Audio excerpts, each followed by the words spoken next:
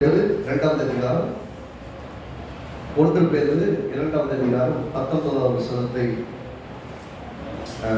9வது வசனத்தை நாம் யாவர் முதல்ல இணைந்து சேர்ந்து வாசிப்போம். 1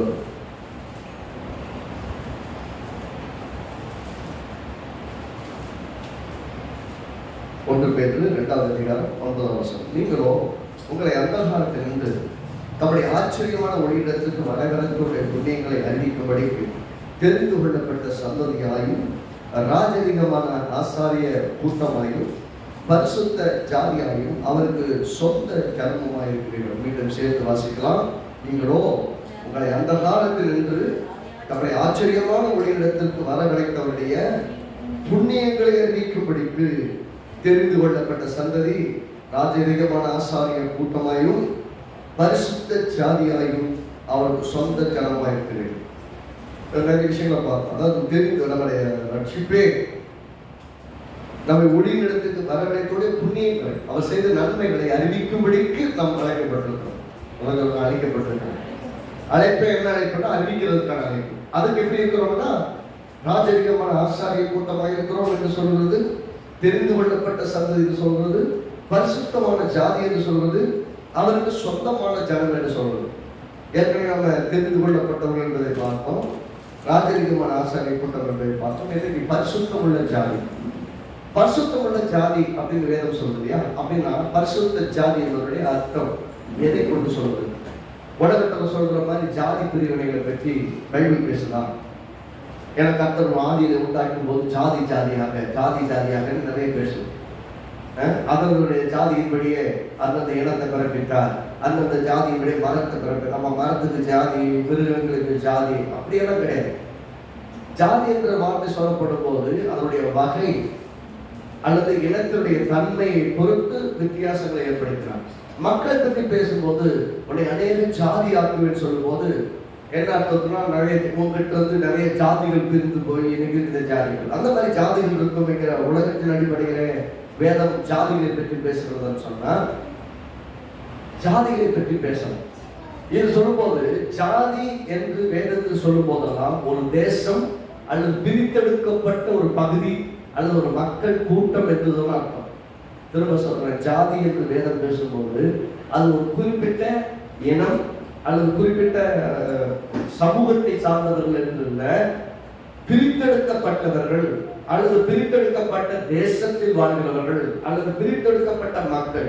உதாரணத்துக்கு பார்த்தோம்னா கர்த்தரால் மீட்கப்பட்டவர்கள் எங்க இருப்பாங்க? சீயோனில வாசம் பண்ணுவாங்க. சீயோனிங்கிற வார்த்தை இருக்கு இல்லையா? சீயோனிங்கிற வார்த்தை நீங்க நினைக்கிற மாதிரி இங்க இருக்கிற எருசலேம் பட்டணம் இருக்கு இல்லையா? எருசலேம் பட்டணம் சின்ன இடம், ரைட்டா? பெரிய நம்ம எல்லாரும் ஒரு நாள் என்ன பண்ண போறோம்னா சீயோன் பர்வதத்துல போயிட்டு போவோம். அப்படின்னா சீயோன் பர்வதத்துல கோடி கோடியான மக்கள் போய் நிக்கிற அளவுக்கு இடம் இருக்காங்க அப்படின்னு கேட்டீங்கன்னா கிடையாது. மரித்தவர்கள், உயிரோடு இருக்கிறவர்கள், இனிமேல் பிறக்க போகிறவர்கள், உயிரோடு எழுப்ப போகிறவர்கள் எல்லாரும் ஒரு முறை இயேசு வரும்போது எல்லாரும் எதிர்கொண்டு சந்திப்பார்கள். அப்போது சீயோன் பர்வதத்திலே எல்லாரும் நிற்பார்கள் சொல்றோம். அப்படின்னா அந்த சீயோன் பர்வதம் என்பது பிசிக்கலா லிட்டரலா இந்த பூமியில இருக்கிற எருசலேமை குறிக்கிறதான்னு கேட்டீங்கன்னா எருசலேம் நகரம். It is a city. உதாரணத்துக்கு சென்னை சிட்டின்னு வச்சுக்கோங்களேன். சென்னை சிட்டி மாதிரி ஒரு சிட்டிக்குள்ள ஒரு பெரிய கூட்டம் வந்து நின்றும் அப்படின்னு சொன்னீங்கன்னா எப்படி இருக்குன்னு யோசிக்கும். ஆனா வேதம் லிட்டரலா சொல்லும் போது சீயோன் என்று பேசப்படும் போது பரிசுத்த பர்வதம். எப்படி சொல்றது? பரிசுத்த பர்வதம். அந்த பரிசுத்த பர்வதம் எப்படி பிரிக்கப்பட்டது? சீயோன்ல எத்தனையோ மலைகள் இருக்கு, அது ஒரு மலை மட்டும் பரிசுத்தம் உள்ள மலை அப்படி பிரிக்கிறாங்கன்னு சொன்னீங்கன்னா அப்படி கிடையாது. அந்த சீயோன் பர்வதம் அல்லது சீயோனிலே எல்லாரும் வந்து நிற்பாங்க, கால்கள் ஊன்றி நிற்கும், சீயோனிலே கர்த்தர் வந்து இறங்குவா அப்படின்லாம் சொல்லும் போது என்ன மீனிங்ல சொல்லுதுன்னு சொன்னா, தேவன் நம்முடைய ஜனங்களுக்கு நியமித்திருக்கிற ஒரு ஸ்தலத்து, ஒரு இடத்து. அப்படின்னா அர்த்தம் நாம கூடி வந்த ஆலயம், ரைட்டுங்களா? நாம யாரு? தனிப்பட்ட விதத்துல ஆலயம். அப்ப நாம ஆலயமா இருக்கிறோம். நாம் கூடி வருகிற இடம் ஆலயமா இருக்கிறது. எங்கெல்லாம் கூடுகிறோமோ அதெல்லாம் ஆலயம், ரைட்டா? ஆதி காலத்துல வீடுகள் தோறும் சபைகள் கூடினது. அவன் கூடி வந்த இடமெல்லாம் சபைகளா இருந்தது. அப்படின்னா என்ன அர்த்தம் கொண்டு சொல்லப்படுகிறதுனா, உலகத்தில் சொல்லப்படுவது போல ஜாதி என்பது வேதம் சொல்வதற்கு முரணானது. இன்னைக்கு உலகம் சொல்ற ஜாதி வேற, வேதம் சொல்லுகிற ஜாதி வேற. பரிசுத்த ஜனம் அல்லது பரிசுத்த வேதமாக தெரிந்து கொண்டேன், இப்படி சொல்லலாம். உங்களை பரிசுத்த ஜாதியாக அப்படின்னு சொல்லும்போது, பரிசுத்த ஜாதி அப்படின்னு சொல்லும்போது பரிசுத்தமுள்ள ஜனமாக அல்லது பரிசுத்தமுள்ள தேசமாக நான் தெரிந்து கொண்டேன் என்ற அர்த்தத்தில் தான் வேதம் சொல்லுவது. யாத்திராகமம் 19:6 நாம் பார்த்தால், யாத்திராகமத்தின் புஸ்தகம் 19வது அதிகாரம் 6வது வசனம், எல்லாருக்கும் சேர்ந்து வாசிக்கலாம். 19:6, நீங்கள் எனக்கு ஆசாரிய ராஜ்யமும் பரிசுத்த ஜாதியுமாக இருப்பீர்கள் என்று எப்படி சொன்னேன்னு சொல்றேன். நல்லா கவனிக்கணும். ஆசாரிய ராஜ்யம், ராஜ்யம் என்னது? கிங்டம். அப்படி ஆசாரியர்களுக்கு ஒரு கிங்டம் இருக்கான்னு கேட்டீங்கன்னா, நீங்களும் நானும் எங்க இருக்கிறோமோ, பரிசுத்த ஜனங்களா எங்க இருக்கிறோம். நம்மள என்ன சொன்ன போன வாரத்தில் பார்த்தோம் இல்லையா? நம்மளாம் பரிசுத்தம் உள்ள ராஜ்ய ஆசாரிய கூட்டம். ஆசாரிய கூட்டம் வாழ்ந்தோம்னா அங்கே ஒரு ராஜ்யம் இருக்கிறது. அதனால நீங்களும் நானும் ஆளுவோம் என்று வேதம் சொல்லுது. நீங்கள் நான் ஆளுறோம் யாரு? ஒருத்தர் மேல ஒரு காவிரி செலுத்துறதா? இல்ல, நாம் ஆளுகிறவர்களாக இருப்போம் என்று வேதம் சொல்வதற்கு காரணம், நீங்கள் ஆசாரிய ராஜ்யமும் பரிசுத்த ஜாதியுமாக இருப்பீர்கள். சொல்லுவோம் பரிசுத்த ஜாதி சொல்லும்போது அந்த ராஜ்யத்தில் பிரித்தெடுக்கப்பட்ட மக்களாக இருப்பீர்கள். திரும்ப சொல்றேன், பரிசுத்தம் என்று சொன்னால், பரிசுத்த ஜாதி என்று சொன்னால் ஒரு ஜாதியின் அடிப்படையில் அல்ல, ஒரு சமூகத்தின் அடிப்படையில் அல்ல, நாம் பிரித்தெடுக்கப்பட்டவர்கள் என்ற அர்த்தத்திலே சொல்லப்படுறோம். எதுவுமே கலங்குது. நாம் பிரித்தெடுக்கப்பட்டிருக்கிறோம். அதே ஊர் தான், அந்த ஊரிலே பிரித்தெடுக்கப்பட்டவர்கள். இதே பகுதியில் இத்தனை வீடு இருக்கு. ஆனால் இந்த இடம் தேவனுக்கு பிரித்தெடுக்கப்பட்ட அந்த மேல்ஸ்தலம் தேவனை ஆராதிக்கிறாங்க. எல்லா இடத்துக்கும் இது கிடையாது, ரைட்டா? அப்படி என்றால் நாம் பிரித்தெடுக்கப்பட்ட இடமாக இருக்கிறதுக்கு காரணம் என்ன? இங்க தேவன் நம்மை இருவேறு பிரித்தவர்களை கொண்டு வந்து வைத்திருக்கிறார். ஆகவே பிரித்தெடுக்கப்பட்ட இடம். அவனை நாம் கூடி வருகிற இடம் எப்படி பிரித்தெடுக்கப்பட்ட இடமா இருக்கிறோம், அது போல பிரித்தெடுக்கப்பட்ட மக்கள் எல்லாம் கூடுகிற இந்த இடமும் நாமும் பிரித்தெடுக்கப்பட்டவர். அன்னைக்கு அந்த அர்த்தத்தை கொண்டுதான் சொல்லப்படுது. நீங்கள் ஆசாரிய ராஜ்யமும் பரிசுத்த ஜாதி என்று சொல்லும் போது, பரிசுத்தம் என்றால் தேவனுக்காக பிரித்தெடுக்கப்பட்டு தேவனுக்காகவே அர்ப்பணிக்கப்பட்டதுதான் பரிசுத்தம் என்றது. தேவனுக்காக பிரித்தெடுக்கப்பட்டு தேவனுக்காகவே அர்ப்பணிக்கப்பட்டது. எத்தனை பேர் அர்ப்பணிச்சிருக்கிறீங்க? அர்ப்பணிக்கப்பட்டவர்கள், தேவனுக்காக பிரித்தெடுக்கப்பட்டிருக்கிறவர்கள் பரிசுத்தமாக்கப்பட்டவர்கள். எல்லாம் ஒரு ஆமென் சொல்லுங்க. பிரித்தெடுக்கப்பட்டிருக்கீங்கன்னா already have been separated from the world. உலகத்திலிருந்து வேறு பிரிக்கப்பட்டிருக்கீங்க. பிரித்தெடுக்கப்படுதல் தான் முதலாவது காரியம். பரிசுத்தம் என்றது. பரிசுத்த தேவன் எல்லாவற்றையும் தனக்கென்று பரிசுத்தமாக பிரித்தெடுக்கப்படுகிறார். இந்த உலகம் அப்படியே நிறைஞ்சிருக்கிறது. அதுல உங்களையும் என்ன பண்றாரு? அதுல இருந்து பிரித்தெடுக்கிறார். பிரித்தெடுத்து நீங்க எனக்கு பரிசுத்த ஜனம் அப்படின்னு என்ன அர்த்தம்? You are holy people, they are unholy. அவெல்லாம் பரிசுத்த ஜனம் கிடையாது. உலகத்தின் மாற்றத்தில் நடக்கிறவங்க. நீங்க எதுக்கு பரிசுத்த ஜாதி? நீங்க இந்த ஜனத்தினால் மத்தியிலே ஜீவனோட வாழ்க்கையை வாழவும், இயேசுவை ஆண்டவர் என்பதை பிரதிபலிக்கவும், உங்கள் மூலமாக ஒரு பரிசுத்தமுள்ள வாழ்க்கை வாழ முடியும். இந்த கெட்டுப்போன உலகத்திலே பிரித்தெடுக்கப்பட்ட ஒரு வாழ்க்கை வாழ முடியும் என்று நிரூபிப்பதற்கு தான் உங்களை கேள்வி வேறு. கெட்டுப்போன உலகத்தில் எதுவுமே செய்ய மாட்டாங்க. சொன்ன என்ன பொழைக்க தெரியாதா இருக்காங்க. நீங்க உண்மையாவே பேசுனீங்கன்னா, நீங்க கடவுள் போய் உண்மையை பேசுவீங்க. அவங்க என்ன சொல்லுவாங்க? பொழைக்க தெரியாதா இருக்காங்க. உலகத்தின் பாசை நீங்கள் பிழைக்க தெரியாதவர்கள். தேவனுடைய பாசை பொய் சொல்லுறவர்கள் பொய்க்கு பிதாவினுடைய பிள்ளையா இருக்கிறார்கள். ஆனா நம்ம பொய்க்கு பிதாவின் பிள்ளையா இல்ல, சத்தியபரராகிய ஜீவனுள்ள தேவனுக்கு பிள்ளைகளா இருக்கிறோம். ஆகவே நம்ம உண்மையை பேசுறோம், உண்மையை சொல்றோம். மிஞ்சி போனா என்ன வந்தாலும் பரவாயில்ல நிற்கிறோம். கர்த்தர் நம்மளை இதுவரை காப்பாத்திருக்காரு. யாரும் கலந்து வெட்டிட்டு போயிடும். ரைட்டா? உண்மைக்கு இருக்கிற வேலை எப்பயுமே பேசு. சில சமயம் வேலை போகாது. நீ உண்மையை பேசிப்பாரு, உண்மையை சொல்லிப்பாருங்க, அது மதிப்பே இல்லாம இருக்கும். காலம் பதில் சொல்லும். நாள் வரும். நாள் வரும்போது நீங்கள் உண்மையாய் பேசின ஒவ்வொரு காரியம் ஒரு நாள் விளங்கும். விளக்குற அன்னைக்கு நம்ம இருப்போமா இல்லைங்கிறது அடுத்த விஷயம். ஆனா ஒரு நாள் விளக்குற அன்னைக்கு எவ்வளவு மிஸ் பண்ணிட்டு லைஃப்ல யோசிப்பான். அப்படின்னா we have created some impact in their life, even whether we are there or not. நம்ம இருக்கோமோ இல்லையோ ஒரு தாக்கத்தை ஏற்படுத்தி இருக்கிறோம்னு அவசியம். அது முக்கியம். சொல்றது தேவன் பரிசுத்த தேவன். பரிசுத்த தேவன் எதையெல்லாம் தனக்கென்று பிரித்தெடுத்துக் கொள்கிறாரோ, பரிசுத்தமாக்குகிறாரோ, அது எல்லாம் பரிசுத்தமானதா இருக்கும். நம்மை தேவன் அது எல்லாமே பரிசுத்தமாய் மாறி விடுகிறது. அவருக்குன்னு பிரித்தெடுக்கும் போது நம்ம என்ன பரிசுத்தமா ஆயிடுறோம். அவன் பிரித்தெடுக்கும் போதே பரிசுத்தமாகப்பட்டவரும். ஒன்று புரிந்து கொள்ளணும், நம்ம பரிசுத்தமா வாழ்றதுனால பரிசுத்தமாக்கப்படல, பரிசுத்த ஜாதின்னு அழைக்கப்படல, பிரித்தெடுக்கப்பட்டபடியால் தேவன் நம்மை அவருக்காக பிரித்தெடுத்தபடியால் நாம் பரிசுத்தர்களா இருக்கிறோம். ஏன் பிள்ளைகளை கொண்டு வந்து பிரதிஷ்டை பண்றோம்? நம்ம பிறந்த பிள்ளைகளை ஏன் கொண்டு வந்து பிரதிஷ்டை பண்றோம்? அந்த பிள்ளைகளை பிரதிஷ்டை பண்ணும்போது என்ன செய்கிறோம்? இந்த பிள்ளையை கர்த்தருக்கு என்று அர்ப்பணிக்கிறேன், இந்த பிள்ளையை கர்த்தருக்காக வளர்ப்பேன். என்ன சுத்தலிய வரவுக்கான பிள்ளைகள் நிறைய தான் இருக்காங்க. ஆனா இந்த பிள்ளையை நான் அர்ப்பணிக்கிறேன், இந்த பிள்ளை கர்த்தர் கொடுத்தது என்று இருக்கிறேன், இந்த பிள்ளை கர்த்தருக்காக வாழும் என்று அர்ப்பணிக்கிறேன், இந்த பிள்ளை கர்த்தருடைய நோக்கங்களுக்காக ஒரு நாள் எழுந்து வந்து நிற்கும். ஆகவே நான் இப்போது உங்களுடைய பரிசுத்தத்திற்கு இந்த பிள்ளையை அர்ப்பணிக்கிறேன் சொல்லி அர்ப்பணிச்ச அந்த நாள் இருந்து அந்த பிள்ளை உங்களை போலவே பிரித்தெடுக்கப்பட்ட பிள்ளை. அர்ப்பணிக்கப்பட்டனால கர்த்தர் வாங்கிக்கிறார். நீங்க கொண்டு போய் கர்த்தர் கையில கொடுத்த மாதிரி கொடுக்க, ஒரு பாஸ்டர் கையில கொடுத்துருப்பீங்க, பாஸ்டர் கையில வச்சு அவர் என்ன பண்ணுவாரு? அவன் கர்த்தருக்கு இந்த பிள்ளையை அர்ப்பணிப்பாரு. என்ன நடக்கிறது? இந்த பிள்ளையை அர்ப்பணித்த அந்த நாளில் இருந்து அந்த பிள்ளை கர்த்தருடைய ஆளுகைக்குள்ள அந்த பிள்ளை கெட்டே போவாரு. எப்படி பார்த்தா கர்த்தர் தூக்கி எடுத்துரும். சில சமயம் பார்த்தீங்கன்னா ஒரு மாதிரி இருக்கும், ஆனா கைவிட மாட்டேன். கர்த்தர் நல்லது. அப்போ சரீர இதெல்லாம் கர்த்தர் அவங்களை பிரித்தெடுத்துட்டார். நாம் சரியாய் வாழ்வதனால், பரிசுத்தமாய் வாழ்வதனால் நாம் பரிசுத்தர்கள் அல்ல அப்படின்னு சொல்றோம். ரைட்டா? அப்படின்னா சரீர பரிசுத்தம் அவசியம் இல்லையா? ரொம்ப ரொம்ப முக்கியம். சரீர பரிசுத்தம் முக்கியம். ஏன்னு சொன்னால் மண்ணாய் போகிற சரீரத்தில் என்ன வேணும்னாலும் செய்யறாங்கிறது மனுஷனுடைய எண்ணம். மண்ணா போற சரீரம் தானுங்க, என்ன வேணா ஆகிட்டு போகுது அப்படின்னு யோசிக்கிறது ஒரு கூட்டம். ஆனால் அது ஒரு காலம் தான், அது ஒரு காலம் வரைக்கும் அப்படி போயிட்டு இருந்தது. இப்போ அப்படி கிடையாது. எப்படி எதிர்பார்க்கிறான்னா 1 Corinthians 16வது அதிகாரம் 3வது அதிகாரம் 16வது வசனம் 17வது வசனம். 1 Corinthians 3:16-17 வேகமாக எடுப்போம், வாசிப்போம்.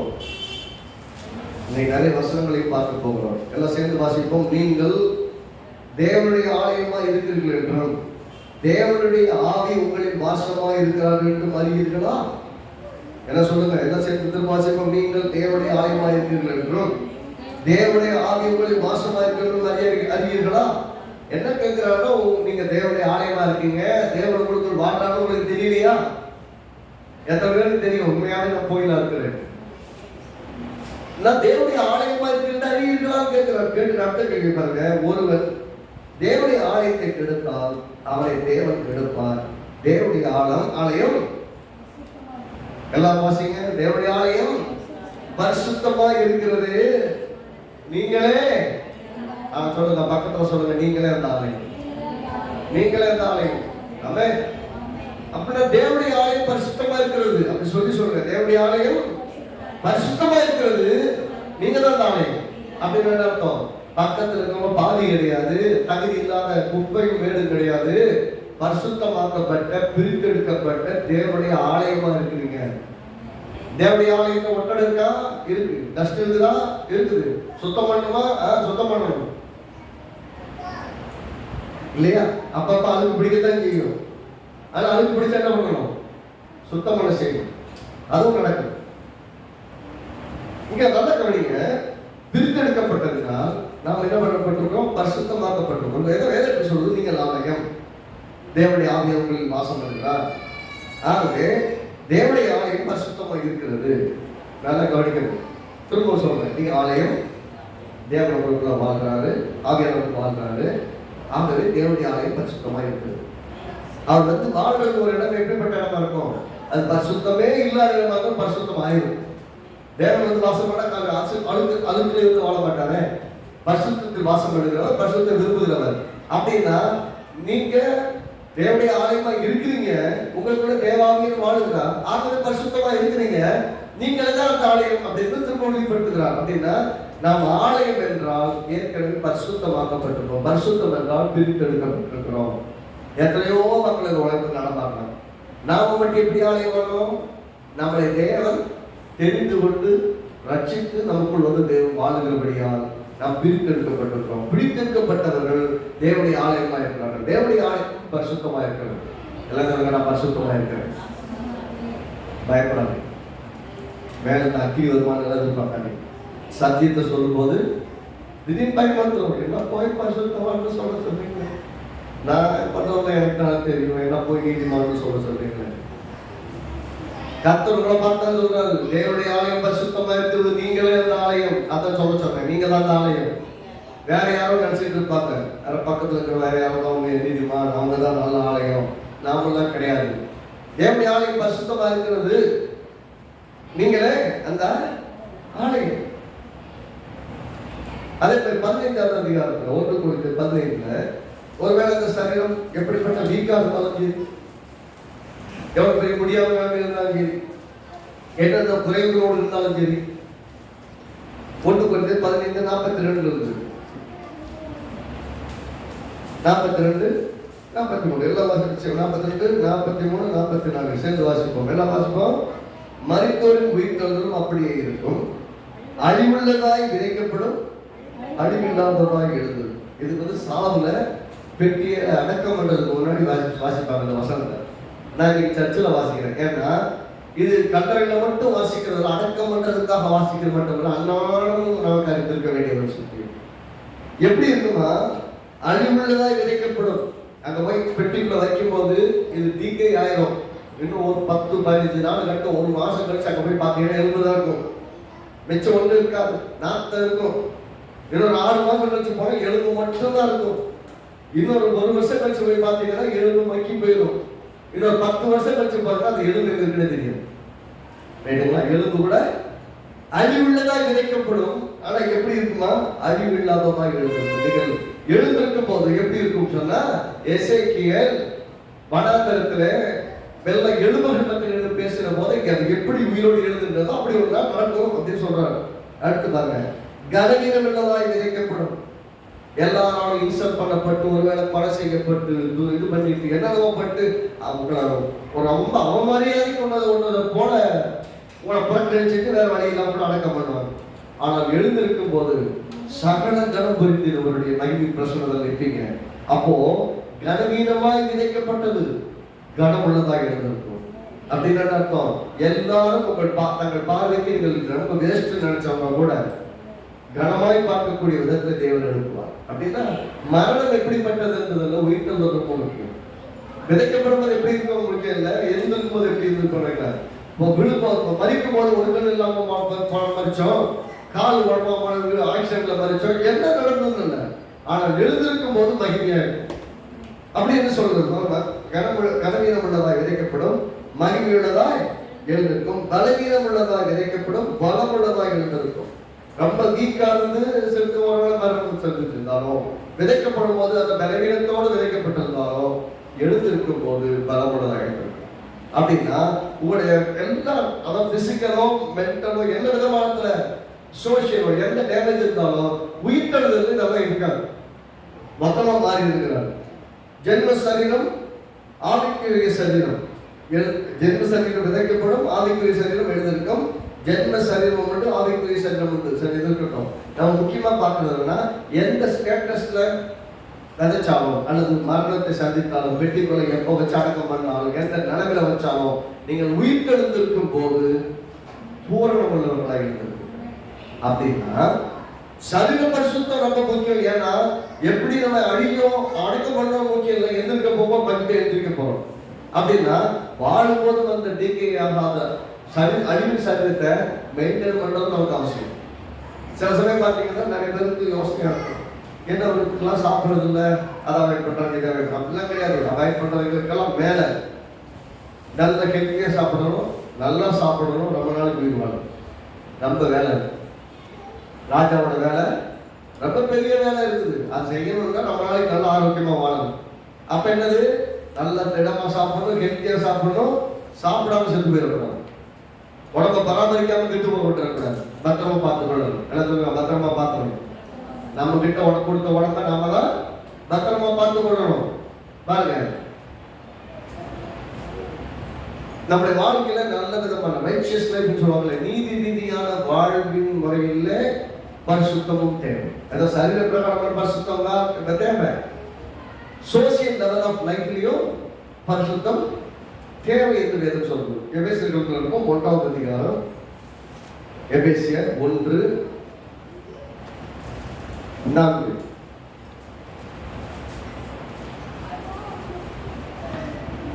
எல்லாம் சேர்ந்து வாசிப்போம். எபேசியர் 1:4. நமக்கு முன்பாக நாம் அன்பில் பரிசுத்தம் உள்ளவர்கள். எல்லாரும் சொல்லுங்க. எதுல பரிசுத்தம் வேணும்? எல்லாம் சொல்லுங்க. அன்பில் பரிசுத்தம். எல்லாம் சொல்லுங்க. அன்பில் பரிசுத்தமா? நம்ம அன்பு செலுத்துறது ஓகே. அதனால அன்பில் பரிசுத்தம். அன்பில பரிசுத்தம் சொன்னா God kind of love. என்னது? அன்பில் பரிசுத்தம்னா நல்லா யோசிங்க. தேவன் எப்படி நம்ம உண்டாக்குறது? எப்படி உண்டாக்கிட்டார்? எப்படி உண்டாக்குறாரு? அவரை மாதிரி உண்டாக்கிட்டார். அவர் எப்படி இருக்கிறாரு? அன்பாகவே இருக்கிறார். அப்ப நாம் எப்படி இருக்கணும்? அன்பாகவே இருக்கணும். அப்படின்னா எப்படி சாயல? கடவுள் எப்படி பார்க்க முடியும்? கடவுள் எல்லா இடத்துலையும் வேதத்துல ஃபுல்லா பார்த்தீங்கன்னா தேவன் எப்படி எக்ஸ்பிரஸ் பண்ணப்படும், எப்படி வெளிப்படுத்தப்படுகிறார்? அவருடைய அன்பின் மூலமாக வெளிப்படுத்தப்படுகிறார். எவ்வளவு அன்பானவர் என்பதை வெளிப்படுத்தப்படுகிறார். அதான் சொல்றேன், என் அன்பு தான் என் கற்பனைகளுக்கு அன்பு. கற்பனை எதுக்கு? உன்னிடத்தில் அன்பு கூறும், பிறத்திலும் அன்பு கூறு, உன் தேவனாகிய கர்த்தரிடத்தில் அன்பு கூறு. இந்த ரெண்டு தான். இந்த பிரமாணத்துல மொத்தமே கற்றுட்ட அன்புதான். பைபிள் ஃபுல்லாவே அன்புதான். நம்ம அன்பு கூறுவதை இயேசு உயிரை கொடுத்தார். அப்ப கோர் பிளான் ஆஃப் காட் அன்புதான்னா அந்த அன்புல பரிசுத்தமான அன்பா இருக்குதா இல்லைங்கிறது ரொம்ப முக்கியம். ஏனென்றால் கடவுளை போல நேசிக்கிறதா பரிசுத்தமான அன்பு. எல்லா விதமான நேசமும் ஒரே மாதிரி இருக்குது இல்லை. கடவுளை போல எல்லாரும் நேசிக்கிறது. கடவுளை போல நேசிக்கிறதுனா எதிர்த்தாப்புல இருக்கவங்க என்ன தப்பு பண்ணுற நிலைமையிலும் அவங்களை நேசிக்கிறது. உண்மையிலே அவன் தண்டிக்கப்பட வேண்டியவர்கள் என்ற நிலைமையிலும் நேசிக்கிறது. இயேசு பார்த்தீங்கன்னா கையும் களமும் பிடிச்சிட்டோம் நிப்பாட்டிட்டோம். இப்ப என்ன சொல்றான்னு கேட்கிறாரு. அவர் என்ன சொல்றாரு? நீங்க செய்யலாம் தப்பு, கல்லறினாங்க எல்லாம் போயிடுறாங்க. இயேசு கல்லறினா அவர் என்ன சொல்றாரு? போய் பாவம். அதுதான் உண்மையான மாயமற்றார் பரிசுத்தமான அந்த அன்பிலே. இந்த விதத்தில் சொல்றபடி தனக்குள்ள அன்பிலே பரிசுத்தம் உள்ளவர்களும் குற்றமில்லாதவருமாய் இருக்கும்படி அவர் உலக தோற்றத்துக்கு முன்னே கிறிஸ்துவுக்குள் நம்மை தெரிந்து கொண்டபடியே. எப்ப தெரிந்தெடுத்தோம்? அன்பில பரிசுத்தமா இருக்க, அதை நாம் குற்றவாளிகளா இராதபடி இருக்க. எப்ப தெரிந்தெடுத்தால்? உலக தோற்றத்திற்கு முன்னே. இப்ப தெரிந்தெடுக்க, உலக தோற்றத்துக்கு முன்னாடி தெரிந்தெடுத்தார். அப்படி என்று சொன்னா அப்போ அங்க இருந்த அந்த காலகட்டமும் அந்த இருந்த காலத்துல தான் ஆங்கிலத்தில் ரொம்ப அருமையான let your love beyond reproach. beyond reproach னா மற்றவர்கள் குற்றம் சாட்ட முடியாதபடியான அன்பு. ஆமென். எல்லாம் சொல்லுங்க. ஆமென் சொல்லுங்க. மற்றவங்க உங்க அன்பு மேல குற்றம் சாட்டப்பட முடியாத அளவிற்கான அன்பா இருக்கும். சில சமயம் பார்த்தீங்கன்னா விளங்காது. விளங்குறது கவலை இல்லை. உங்கள் அன்பு மட்டும் மாயமற்றதாக. நீ யார் மேல அன்பு செலுத்துங்க தெரியும். Do it faithfully. கடவுள் மேல மட்டும் நம்பிக்கை வைங்க. உண்மையை அன்பு செலுத்துங்க. மற்றவங்களை பற்றி கவலைப்பட்டா நீங்களாவே இருக்க முடியாது. அப்புறம் நீங்க எப்படி உரிய வட்டத்துக்குள்ள அடைக்கப்பட்டிருக்கீங்க? உங்களால் நீங்கள கடவுளுடைய சித்தமும் நோக்கம் உங்களுக்கு வெளிப்படவே முடியாது. நேசிக்கணும், எல்லாரையும் நேசிக்கணும், பாரபட்சம் இல்லாமல் நேசிக்கணும். அவன் எந்த நிலைமையில இருந்தாலும் நேசிக்கணும். விழுந்தவனை பார்த்து கை தட்டி சிரிக்கிறதும் கிடையாது, விழுந்தவனை பார்த்து விழுந்து கிடக்கு விட்டுட்டு போறதும் கிடையாது. அவனை சரிப்படுத்தி மருத்துவமனையில் கொண்டு போய் சேர்த்து அவனுக்கு காசு கொடுத்துட்டு திரும்ப என்ன சொல்றாரு அந்த நல்ல சமாளி, நான் போயிட்டு வர்றேன், எக்ஸ்ட்ரா செலவாச்சு நான் சொல்லி நான் வந்து செலவழிக்கிறேன். என்ன விதமான அன்பு? அந்த அன்பில பார்த்தீங்கன்னா மாயமற்றது, கரை இல்லாதது, குற்றம் சாட்டப்பட முடியும். மற்றவங்க பார்த்து பரிதவிக்கிற வேலை போயிடுறாங்களே. அப்படியே என்ன அர்த்தம்னா உங்க கண்களுக்கு முன்பாக நெருக்கத்தில் இருக்கவங்களை பார்த்துட்டும் உங்கள் கண்களை விளக்குற அந்த விளக்குதல் இருக்கிற கடவுளுக்கு போக மாட்டாங்க. கடவுளுடைய அன்பு உங்கள் உள்ள தருவதுன்னா நீங்க செயல்படுறது வித்தியாசமா. அட்லீஸ்ட் என்ன பண்ணுங்கன்னா எல்லாரையும் உதவி பண்ண முடியல, அவங்களை தைரியப்படுத்தல, திடப்படுத்தல, கூட நிக்கிறதுல, அவங்களுக்கு விசாரிக்கிற, அவங்களுக்கு ஜெபிக்கிறதுல, அவங்களுக்கு ஆறுதல் சொல்றதுல, தைரியப்படுத்துறதுலையாவது நீங்க கூட நினைங்கன்னா பலவீனப்பட்ட அவர்கள் எழுந்திருப்பாங்க. நாளைக்கு அவர்கள் அநேக காசு சொல்றாங்க. என் வேதம் சொல்றது உங்கள் அன்பு குற்றமற்றதாய் எப்படி சொல்லுவாங்க. உங்கள் அன்பில் பரிசுத்தம் உள்ளவர்களும் குற்றம் இல்லாதவர்களுமாய். அன்புல என்ன இருக்கணும்னா பரிசுத்தம் இருக்கணும். குற்றம் அன்புல பரிசுத்தம் இருக்க முடியுமா? ஆமா, உங்கள் அன்பு பரிசுத்தமா இருக்க முடியும். என்னால் கடவுளை போல நீங்கள் நேசிப்படி அழைக்கப்பட்டிருக்கிறீர்கள். பியாண்ட் ரெப்ரோச் அப்படி சொல்லும்போது யாரும் குற்றம் சாட்டப்பட முடியாத அளவிற்கு பரிசுத்தம் என்றால் அது பழுதொன்றும் இல்லை என்றால் உங்கள் அன்பில யாரும் குற்றம் பார்க்க முடியாத அளவுக்கு உங்கள் அன்பு தெரிந்ததா இருக்கிறது. ஆமென். அன்பை தேடிக் கொண்டிருக்கிற பெரிய கூட்டம் அன்புக்கும் ஆதரவுக்கும் அடைக்கலத்துக்கு தேர்தல் பெரிய கூட்டம் இருக்குது. அப்படிப்பட்ட மக்களை சந்திக்க நேரிடும் போது அவனை கர்த்தரிடத்தில் நடத்துவதிலே நாம் தவறு ஏற்படாது. ஏனென்றால் தேவன் அவரை நேசிக்கிறார். வாய்ப்பு கிடைக்கும் போது அவனை கர்த்தரிடத்தில் நடத்தணும். கர்த்தர் அவனை நேசிக்கிறார் என்பதை புரிந்து கொள்ளணும். எபேசியர் 5:27 சொல்றாங்க. 5:27 அப்பன்னா நம்ம இடத்துல குற்றமே இல்லைன்னு சொல்ல முடியுமா? நம்ம இடத்துல குற்றமெல்லாம் இருக்குது.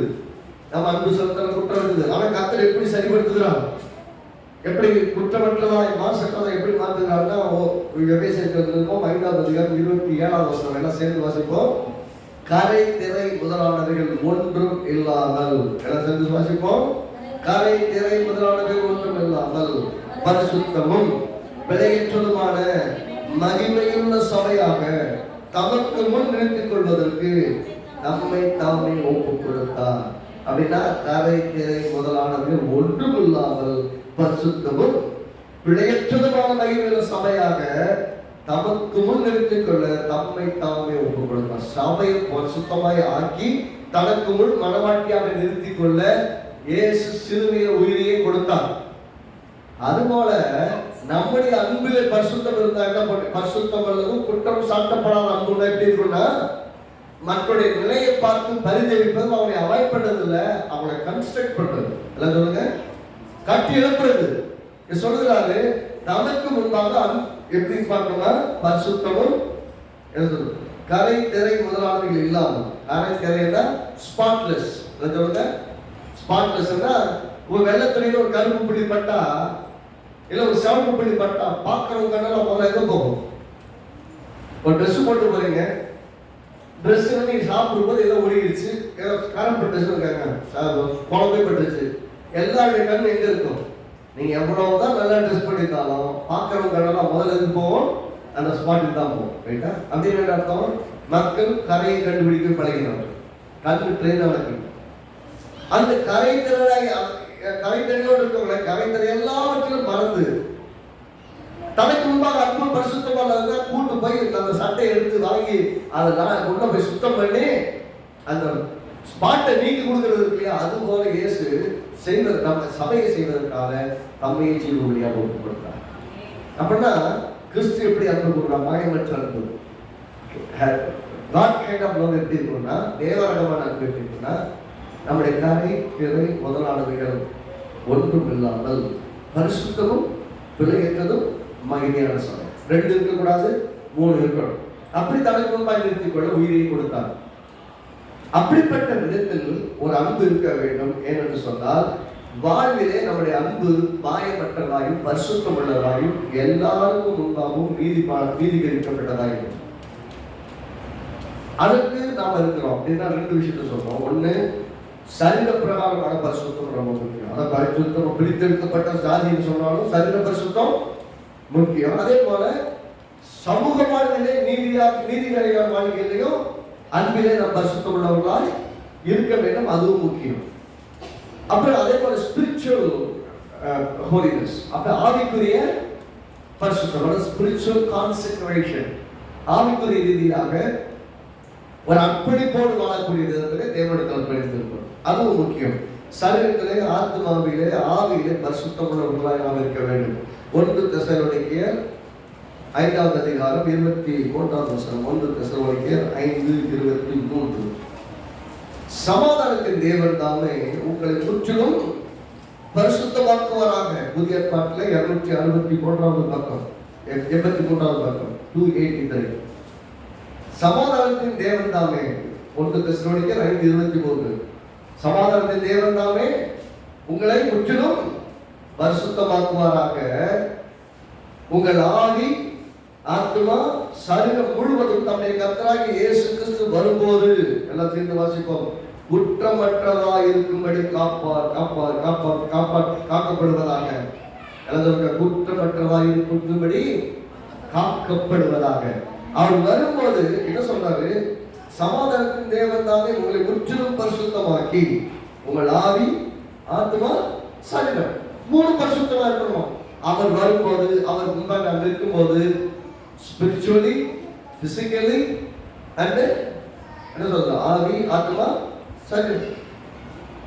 ஆவியில ஸ்பிரிட்ல, ஆத்மாவில எண்ணங்கள், அப்புறம் ஆவியில சரீரத்துல பிசிக்கல். எதுலையுமே குற்றமற்றவர்களாய் நாம் இருக்கும்படி நம்மை குற்றமற்றவர்களாக தேவன் நிறுத்துவாராங்க. அப்படின்னா இயேசு கிறிஸ்து ஒரு பரிசுத்தமாக வேலையை செய்யறார். என்ன நோக்கம்? பிதாவுக்கு முன்னாடி நம்மளை போய் பிரசன்ட் பண்ணும்போது குற்றமற்றவர்களாய் பிரசன்ட் பண்ணணும். நம்ம பரிசுத்தமானவர்கள் சொல்றோம், பரிசுத்தமா இருக்கோமானா கிடையாது. ஆனா நம்ம பரிசுத்தமாக்குற வேலைக்காக தான் இயேசு சிலுவையில் ஒப்பு கொடுத்தாரு. இப்ப ஆவியிலே, ஆத்மாவிலே, சரீரத்துல இந்த 3 பகுதிகளையும் நாம் குற்றமற்றவர்களாய், பரிசுத்தர்களாய், நீதிமான்களாய் தேவ சமூகத்தில் கொண்டு போய் நிறுத்தப்படுவதற்கு உங்கள் ஆவி, ஆத்மா, சரீரம் முற்றிலும் கர்த்தராகிய இயேசு கிறிஸ்து வரும்போது குற்றமற்றதாக இருக்கும்படி காக்கப்படுவதாக. என்ன சொல்ற? காப்பாற்றப்படுவதாக. நீங்க பிளேம்லெஸ்ஸா, பியாண்ட் ரெப்ரோச்சா, யாரும் குற்றம் சாட்டப்பட முடியாதபடி தேவனிடம் போய் இருக்கணும். மற்ற குற்றம் சாட்ட கொண்டு இருக்கிறான் விசுவாசம்.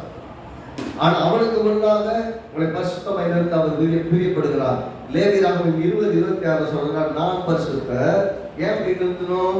நான் பரிசுத்தர். லேவியராகமம் 20:26 நான் பரிசுத்தர், ஆகவே நீங்களும் எனக்கு ஏற்ற பரிசுத்தம் உள்ளவர்களாய் இரு.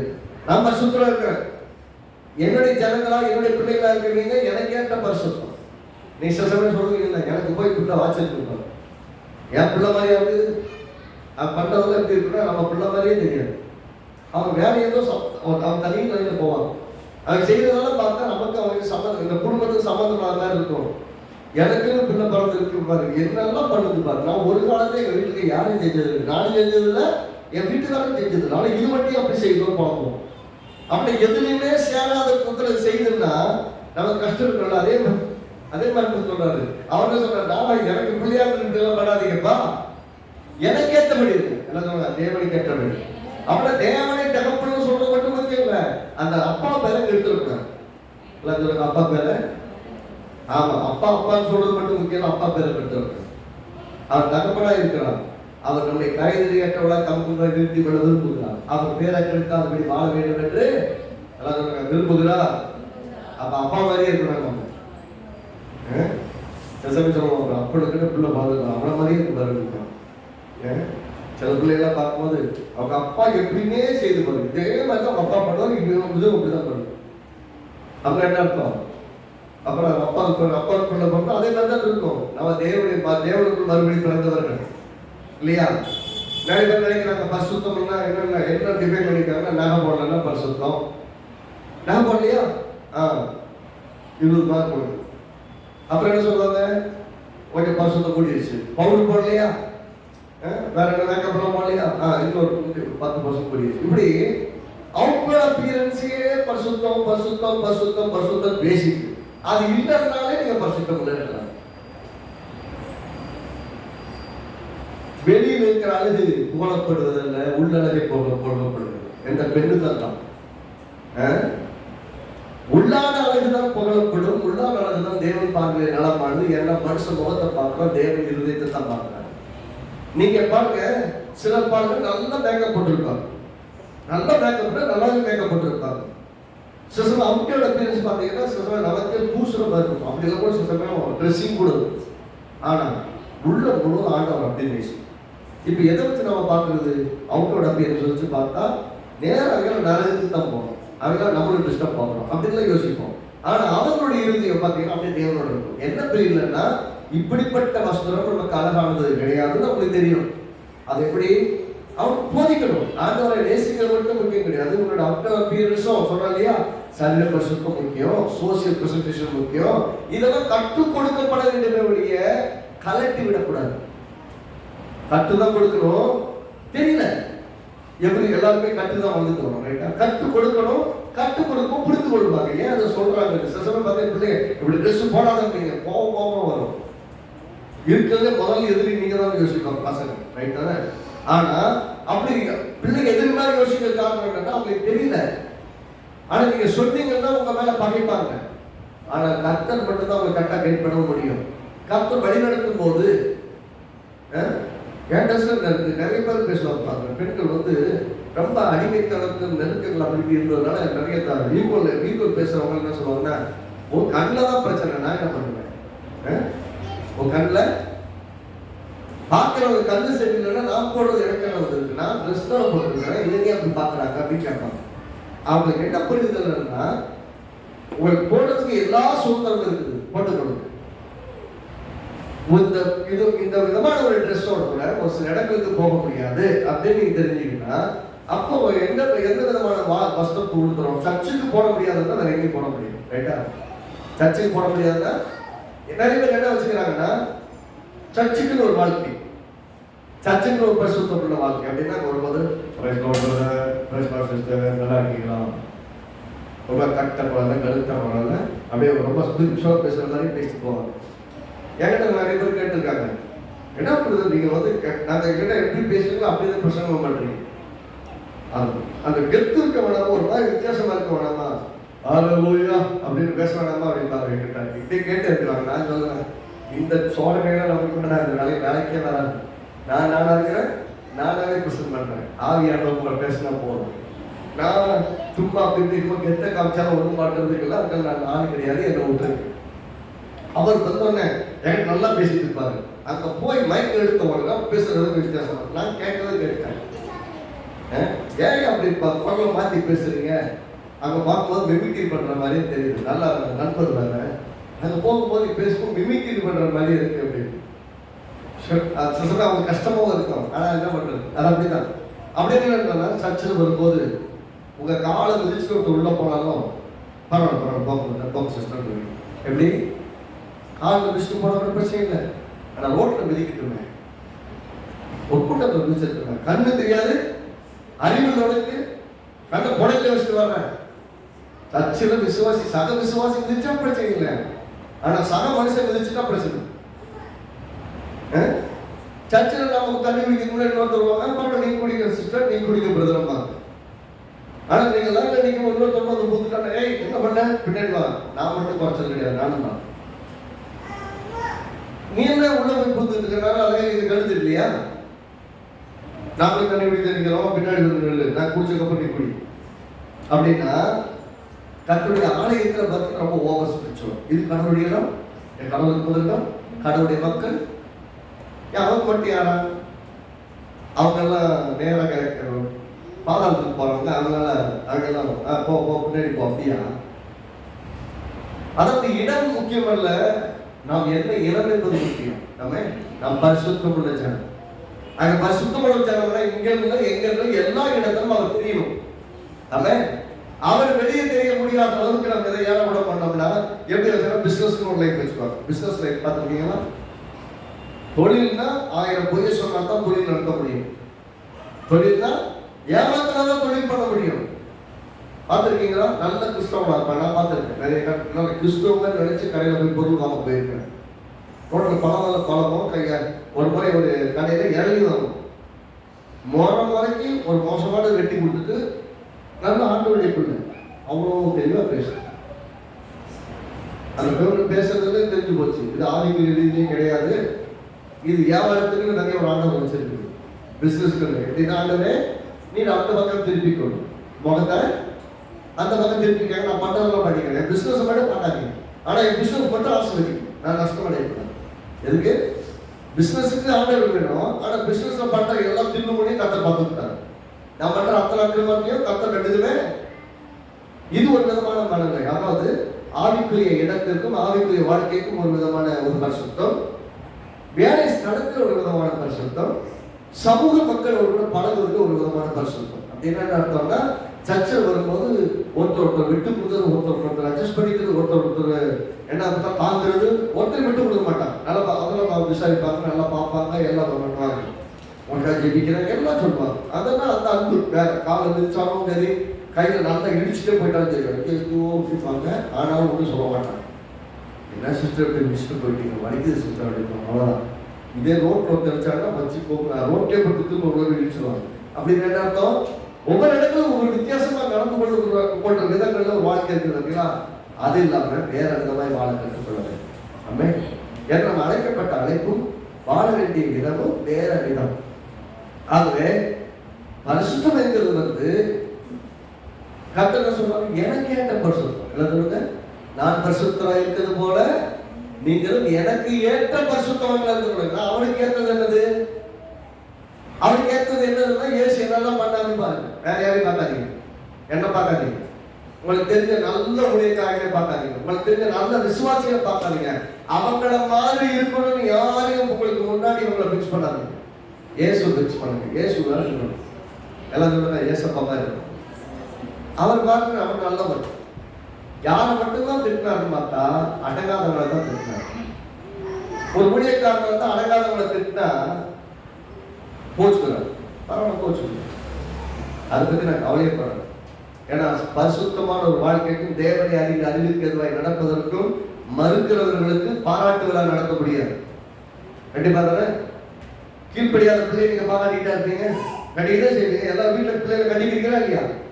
அப்போ வீட்டுல உங்க பிள்ளைகளை நீங்க கண்டிப்பீங்க, நான் பண்ணுவீங்க. சர்ச்சில் நான் வந்து ஒரு பிள்ளைகளை சீர்படுத்த ஒன்று கண்டிக்க கூடாது அப்படின்னா அந்த பிள்ளை இந்த வீட்டுல இல்லைன்னு நினைக்கிறேன். என் வீட்டு பிள்ளையா இருந்தா நான் கண்டிஷன் பண்ணும்போது நல்லது தான் சொல்றாங்கன்னு புரியும். அப்படி இல்லைன்னு அர்த்தம் என் வீட்டு பிள்ளை இல்லைன்னு அர்த்தம். கோச்சுதான், கோவிக்கிறத பத்தி பிரச்சனை இல்லை. கோபம் தெரிஞ்சதுக்கு அப்புறம் வருவாங்க.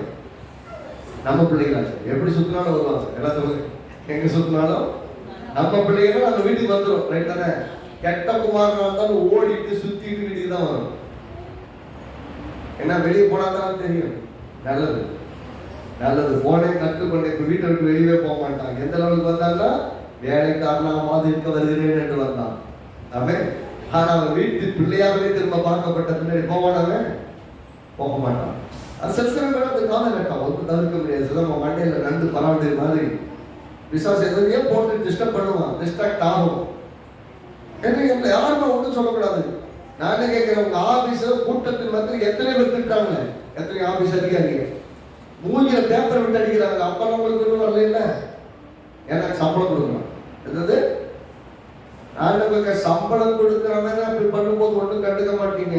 கர்த்தருடைய ஆவியானவர் நம்ம நல்லா இருக்கணுங்கிறதுக்காக நம்மை பரிசுத்தப்படுத்தி நீதிகரித்து தேவ சபையில வைத்திருக்கிறான்னு சொன்னா நம்ம எவ்வளவு எதிர்பார்ப்பார். அந்த உக்கிரானக்காரனுடைய வேலை செய்யறவனுடைய காரியம் என்ன வந்து கேட்பாரு கேள்வி. நான் என்ன சொல்றோம், என்ன கேள்வி கேட்பார்ல, என்னையா பிள்ளைய வளர்த்தேன்னு அந்த கேள்வி கேட்கும் நானும் பதில் சொல்றேன்ல. அப்படின்னா இங்க இருக்க சின்ன பிள்ளைகள் இருந்து பெரியவர்கள் வரைக்குமே கர்த்தருக்குள் வளருவதை நான் பார்க்கப்படும். அதுக்குதான் மேக் பண்ண அர்த்தம், எல்லாரையும் மேய்க்கணும். தப்பு பண்ணுற போது கரெக்டும் பண்ணணும். கரெக்டும் பண்ணாம பரவாயில்ல புரிஞ்சுக்கிறேன்னா புரிஞ்சுக்க வேண்டியதான். நான் ஒன்றும் புரிஞ்சுக்கிட்டேன், இவங்களெல்லாம் ஒண்ணுமே புரிஞ்சுக்கிட்டே போகக்கூடாது.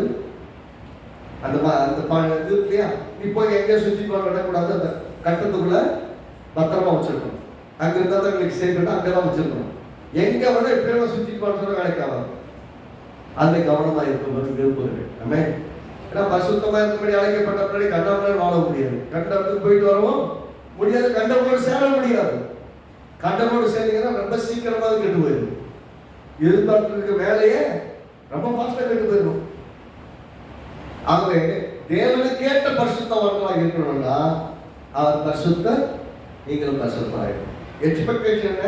எனக்கேற்ற பரிசுத்தம். எனக்கேற்றது நம்மளால இருக்க முடியுமா? நட மாட்டாங்க. ஆனால் தேவ ஆவியானவர் நம்மோடு இருக்கிறார், உதவி செய்யும். ஏனென்றால் இந்த ஆலய பரிசுத்தப்படுவதாய் பார்க்கிறார், இதை பரிசுத்தப்படுத்தி இதுக்குள்ள வாசம் பண்ணுகிறார். இதிலிருந்து உலாவி, இதிலிருந்து வேலைகளை செய்து, இதிலிருந்து பெரிய நோக்கங்களை நிறைவேற்ற பிரியமா இருக்கிறார். ஆமே முடிக்க அடுத்த வாரத்தில் தொடரும். ஆனா இது முக்கியமான விஷயமா இருக்கு. அதாவது கடவுளுக்கு ஏற்ற பரிசுத்தம், அதான் மக்களுக்கு ஏற்ற பரிசுத்தம் கிடையாது. நம்ம பாஸ்டருக்கு ஏற்ற அப்படி கிடையாது. நம்ம சக விசுவாசிகளுக்கு ஏற்ற கர்த்தருக்கு ஏற்ற பரிசுத்தம். எது கர்த்தருக்கு ஏற்ற பரிசுத்தம்? அடுத்த வாரத்தில் பார்ப்போம். அதாவது நம்மளை ஏற்கனவே பரிசுத்தம் ஆக்கிட்டாரு, பரிசுத்தவான்கள் ஆகும்படி அழைக்கப்பட்டது. ஆகினவங்க எப்படி ஆகுது, எப்படி ஆக்க முடியும் அப்படின்னா பரிசுத்த ஜனம், பரிசுத்த ஜாதி அப்படி சொல்லும் போது நாம உலகத்தில் இருக்கிற எல்லாருமே வித்தியாசமானவங்க அர்த்தம். உலகத்தில் இருக்க மக்களுக்கு நமக்கு வித்தியாசம் இருக்கு. உலகத்தில் இருக்க மக்களுக்கு நமக்கும் வித்தியாசம் இருக்கு. இதை தீர்மானம் பண்ணுங்க. ஒருவேளை அன்பு செலுத்துவதில் எங்கேயாவது குறைபாடுகள் இருந்தால், அது பரிசுத்தமான வாழ்க்கையும் போது வீட்டுக்கு வெளியில வேலை செய்யற இடத்துல ரொம்ப டிஃபரன்ஷியேட் பண்ணி வச்சிருந்தீங்கன்னா இல்லை, எல்லா இடத்துக்கும் ஒரே மாதிரி இருக்கும். எல்லா இடத்துலும் ஒரே மாதிரி பண்ணீங்கன்னா ஒரே தேவன் தான் உங்களுக்குள்ள வாழ்க்கணும். உங்களை பல முகத்தில் பார்த்த தேவன் கூட ஒரே முகத்தில் தான் பார்க்க விரும்புகிறோம். ஆமென். எல்லாரும் உள்ளங்களை உயர்த்தி கரங்களை உயர்த்தி ஆண்டவரை நோக்கி பார்ப்போம். கர்த்தர் நம்முடைய வாழ்க்கை நிஜமாக இருக்கிறார். ஹல்லேலூயா. ஓ ஸ்தோத்திரம் கர்த்தாவே. ஸ்தோத்திரம் ஸ்தோத்திரம்.